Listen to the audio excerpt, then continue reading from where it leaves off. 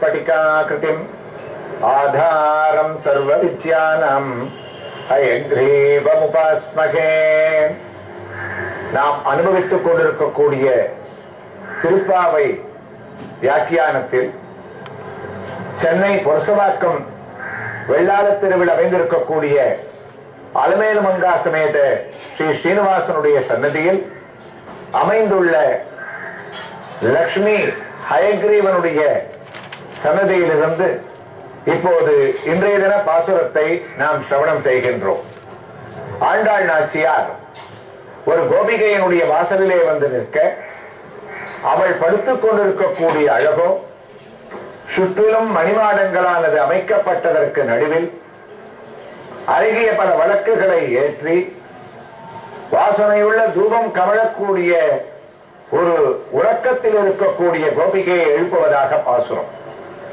ஆகவே பாசுரத்தின் தொடக்கமே தூமணி மாடத்து சுற்றும் விளக்கெரிய தூபம் கமல துயிலனை மேல் கண்வளரும் மாமன் மகளே, நீ உறங்கிக் கொண்டிருக்கக்கூடிய காட்சி இருக்கின்றது.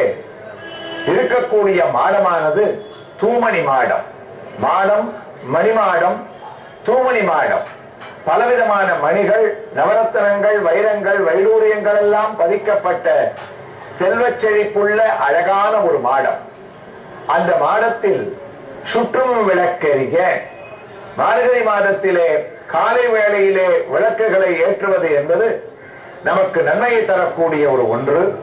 பிராத காலத்தில் இந்த மாதத்தில் ஏற்றக்கூடிய விளக்குகளானது தேவதைகளுக்கு பிராதகால வேலையாகவும் நமக்கு ஒரு வருடமாக இருப்பது அவர்களுக்கு ஒரு நாளாக இருப்பதால் இந்த காலத்தில் விளக்குகளை ஏற்றுவது தேவதைகளுக்கு பிரீத்தியாக அமைவதாம். அவ்வாறு சுற்றும் விளக்கெரிய தூபம் கமழ, இதற்கு நடுவில் அழகையான வாசனை வஸ்துக்கள் உள்ள அந்த பொடிகள் எல்லாம் வாசனையை வீசுவதால் தூபம் கமழ, அந்த புகையும் வாசனையான புகையாக புடைசூழ தூபம் கமழ துயிலனை மேல் கண்மலரும் மாமன் மகளே, அதிலே மிகவும் ஆனந்தமாக படுத்து உறங்கக்கூடிய மாமன் மகளே, நீ இவ்வாறு கண் வளரலாமா? கண் வளர்வதற்காகவா நாம் நோன்பை ஆரம்பித்தோம்? எங்களுக்கு முன்னாலேயே எழுந்து வாசலில் காத்துக் கொண்டிருப்போம் என்று நேற்று நீ சொன்னாய். ஆனால் இன்று நீ இருக்கக்கூடிய சூழ்நிலையில் எழுந்து கொள்ளப் போவதாக எங்களுக்கு தெரியவில்லை. கண் வளரக்கூடாது என்பதை நீ ராமாயணத்தில் யாரை பார்த்து கற்றுக்கொள்ள வேண்டும் தெரியுமா? லக்ஷ்மணன் ஒருவனுக்குத்தான் உறங்காவிரதம் இருந்தவன் என்று பெயர். கண் வளர்வதில் திருப்பாவையினுடைய அழகான வியாக்கியானம் பெரியவாச்சான் பிள்ளைது லக்ஷ்மணன் போல் இருக்க வேண்டும் என்று உணர்த்துகிறார்களாம். அல்லையான் அமைந்தமேனி அழகனும் அவனும் துஞ்ச, கையில் வில்லை ஊன்றிய கையினோடும் வைதுயிப்பினோடும் கங்குள் எல்லை காண்பளவும் நின்றான் இமைப்பிலன் நயனம் என்றான். கமநாட்டாழ்வார் அழகாக வர்ணிப்பார்.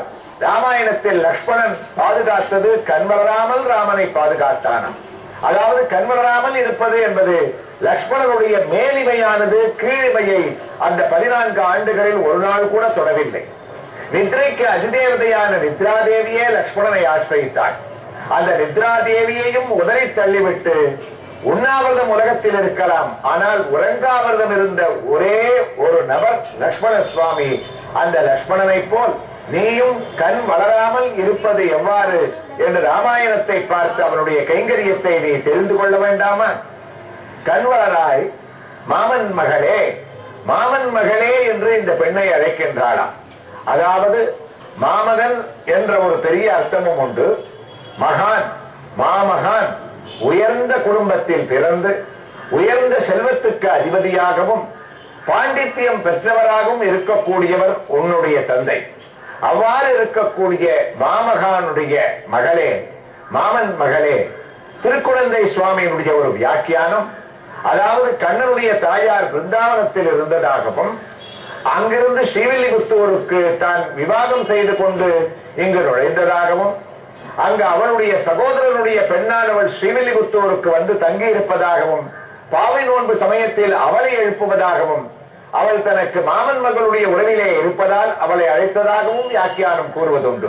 மாமன் மகளே, மணிக்கதவும் தாழ்த்திரவாய்.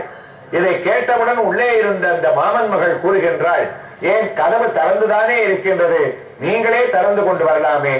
ஆண்டாள் கோஷ்டியினர் தெரிவிக்கின்றார்கள், சாதாரண கதவாக இருந்தால் திறந்து விடுவோம், இது வலிமை வாய்ந்த மணிக்கதவு, பல மணிகள் எல்லாம் பூட்டப்பட்டிருக்கின்றது, நீ வந்து திறந்தால் தான் அது திறக்கும், மணிக்கதவும் தாழ்த்திரவாய்.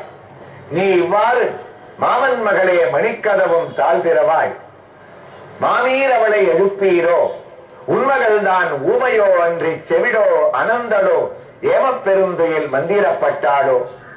இவ்வாறு இவ்வளவு வார்த்தைகளை கூறியும் அந்த பெண் வந்து திறக்கவில்லை. உடனே ஆண்டாள் கோஷ்டியில் அவருடைய தாயாரிடத்தில் முறையிடுகின்றார்கள்.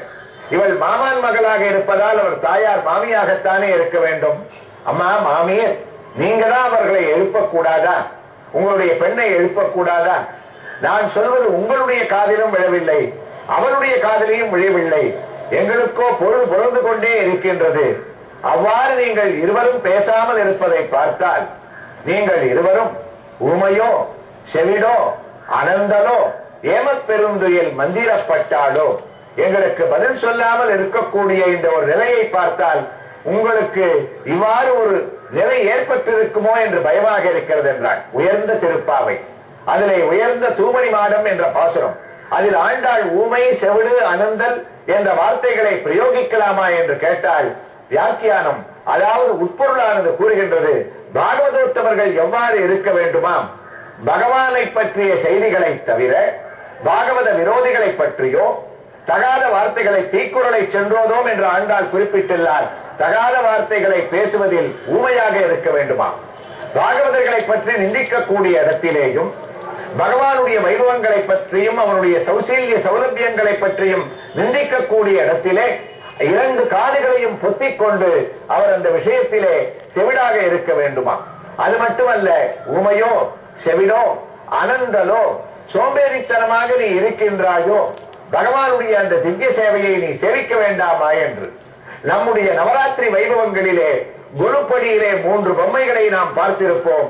ஒன்று கண்ணை மூடிக்கொண்டிருக்கும், ஒன்று காலை பொத்திக் கொண்டிருக்கும், ஒன்று வாயை பொத்திக் கொண்டிருக்கும். அதனுடைய தாற்பயமே நாம் கூறுவது, நல்ல விஷயங்களை தவிர தீய விஷயங்களை பேசுவதில் ஊமையாகவும், தீய விஷயங்களை கேட்பதில் செவிடாகவும், தீய விஷயங்களை பார்ப்பதில் குருடாகவும் நாம் இருக்க வேண்டும் என்ற ஒரு தாற்பயம் ஆண்டாள் பாகவத கோஷ்டியிலே பாசுரத்தில் விஞ்ஞாபனம் செய்கின்றாள். ஊமையோ செவிடோ அனந்தலோ ஏமப்பெருந்துயில் மந்திரப்பட்டாலோ, உனக்கு இந்த துயிலானது நீ துயில் எழாமல் இருக்க வேண்டும் என்பதற்காக யாராவது மந்திரித்து உன்னுடைய கயிறிலே ஏதாவது கயிற்றை கட்டிவிட்டார்களோ, இல்ல மந்திரத்தை உன் பேரில் எழுந்து கொள்ளாமல் இருக்க பாகவத விரோதிகள் ஏவிவிட்டு இருக்கின்றார்களோ, மந்திரப்பட்டாலோ மாமாயன் மாதவன் வைகுந்தன் என்றெண்ணி நாமும் பலவும் நவின்றேலோர் எம்பாவாய். நீ இந்த மந்திரக்கட்டிலிருந்து விடுபட வேண்டும் என்றால், பகவத் பக்தியானது ஏற்பட வேண்டும் என்றால் 3 திருநாமங்களை சொல்ல வேண்டும். மாமாயன் வைகுந்தன் மாதவன் இவனுடைய திருநாமங்களை நீ சொல்லிக் கொண்டு, நாமம் 1000 இருக்கின்றது, அந்த பற்பல நாமங்களை நீ சொல்லிக்கொண்டு எழுந்து வந்து எங்களுடைய கோஷ்டியிலேயே நீ சேர்ந்து கொள்ள வேண்டும் என்ற அந்த கோபிகையை எழுப்பக்கூடிய இன்றைய தினம் வரிசையிலே ஆழ்வார்களுடைய சுவாபதேசத்திலே திருமேஷை ஆழ்வார், அந்த ஆழ்வார் தூமணி மாடத்து சுற்றும் விளக்கரிய தூபம் கமல துயிலனமே கண்வளரும் மாமன் மகளே என்ற ஒரு வார்த்தையினாலே அந்த பிருகுவம்சத்திலே தோன்றியதாக இருப்பதாலும், ஆண்டாளும் தான் மகாலட்சுமியினுடைய சம்பந்தத்தை அடைந்தவளாக இருப்பதாலும் ஒவ்வொருக்கொருவர் இருக்கக்கூடிய உறவை குறிப்பிட்டும், அது மட்டுமல்லாமல் ஆதியாதி ஆதினி ஓர் அண்டமாதி ஆதலால் சோதியாத சோதினி அது உண்மையில் விளங்கினாய் என்று விருத்தங்களை பாட ஆரம்பித்தவர், மாயமென்ன மாயமோ என்று பகவானை மாயனாகவும் மாமாயனாகவும் சந்தவர்த்தாந்தத்தில் அவர் வர்ணித்து இருப்பதாலும் திருமிசை ஆழ்வாரை சுவாபதேசத்தில் எழுப்பதாக கொள்ளக்கூடிய இப்பாசுரம் சுற்றும் விளக்கரிய என்ற இந்த பாசுரத்தில் ஆண்டாள் தீபத்தை பற்றி வர்ணித்ததால் நமக்கு காஞ்சிபுரத்திலே அமைந்திருக்கக்கூடிய திருத்தன்கா தூப்புல் கஷேத்திரம் விளக்கொளி எம்பெருமானாக பகவான் இங்கு மேற்கே திருமுக மண்டலம், தீப பிரகாசர் என்ற அவருக்கு திருநாமம். தாயாரோ மரகதவல்லியாக இங்கு சேவை சாதிக்கின்றாள். சரஸ்வதி தீர்த்தம் சுவாமி தேசிகனுடைய அவதார ஸ்தலம். தீப பிரகாசரான எம்பெருமானோடு இங்கு சுவாமி தேசிகன் பிரதிஷ்டை செய்த ஞானரூபனான லட்சுமியை கிரீவன் அந்த திருத்தலத்திலே எழுந்திருப்பது விசேஷம்.